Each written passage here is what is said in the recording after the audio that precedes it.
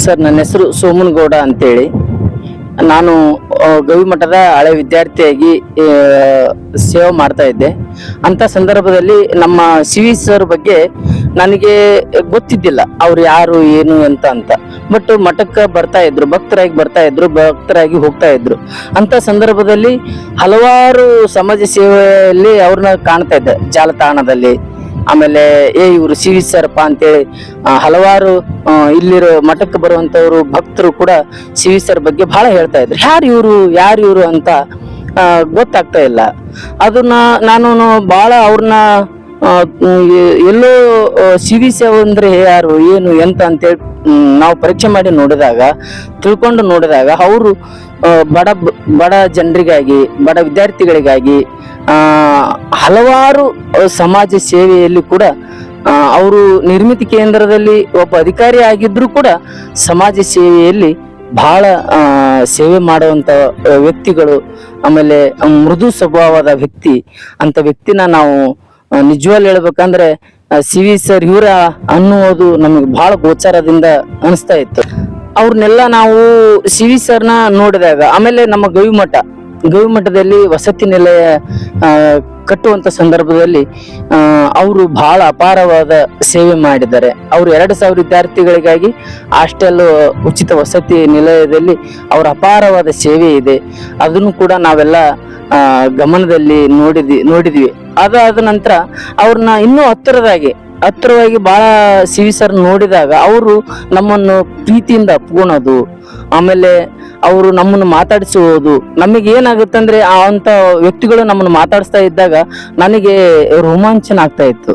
ಅಂತ ವ್ಯಕ್ತಿಗಳು ಏನಪ್ಪಾ ನಮ್ಮನ್ನ ಎಷ್ಟು ಸರಳವಾಗಿ ಮಾತಾಡ್ತಾ ಇದ್ದಾರೆ. ಅತಿ ಹೆಚ್ಚು ಶ್ರೀಮಂತ ವ್ಯಕ್ತಿಗಳನ್ನು ನೋಡಿದ್ದೇನೆ, ರಾಜಕಾರಣಿಗಳನ್ನು ನೋಡಿದ್ದೇನೆ. ಇಂಥ ಸರಳ ವ್ಯಕ್ತಿ ನಾವು ಎಲ್ಲೂ ನೋಡಕ ಸಾಧ್ಯನೇ ಇಲ್ಲ.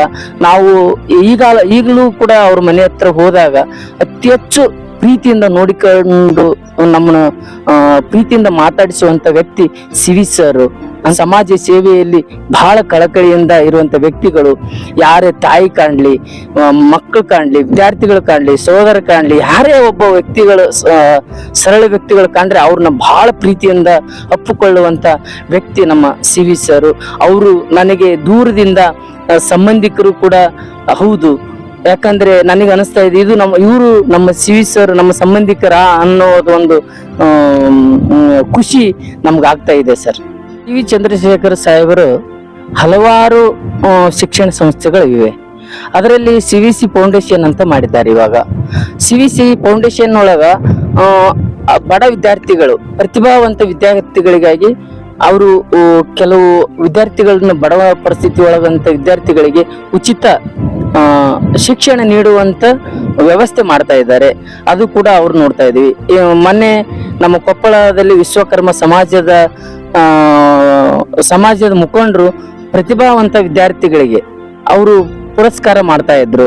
ಆ ಪ್ರತಿಭಾ ಪುರಸ್ಕಾರದ ಜೊತೆಗೆ ಆ ಚೆಕ್ಕು, ಆಮೇಲೆ ಬಡ ವಿದ್ಯಾರ್ಥಿಗಳಿಗೆ ಓದಕ್ಕೆ ಶಿಕ್ಷಣಕ್ಕಾಗಿ ಅನುಕೂಲ ಮಾಡುವಂತ ಸಂದರ್ಭದಲ್ಲಿ ಸಿ.ವಿ. ಚಂದ್ರಶೇಖರ್ ಸಾಹೇಬರು ಅತಿಥಿಯಾಗಿ ಹೋದಾಗ ಅವರಿಗೆ ಅಲ್ಲೇ ಸ್ಥಳದಲ್ಲಿನೇ ಘೋಷಣೆ ಮಾಡಿದ್ರು. ಏನಂತ ಘೋಷಣೆ ಮಾಡಿದ್ರು ಅಂತಂದ್ರೆ 10 ವಿದ್ಯಾರ್ಥಿಗಳಿಗೆ ತಲಾ 10,000 ರೂಪಾಯಿದಂಗ, 5 ವಿದ್ಯಾರ್ಥಿಗಳಿಗೆ ತಲಾ 10,000 ರೂಪಾಯಿದಂಗ ಮಹಿಳೆಯರಿಗಾಗಿ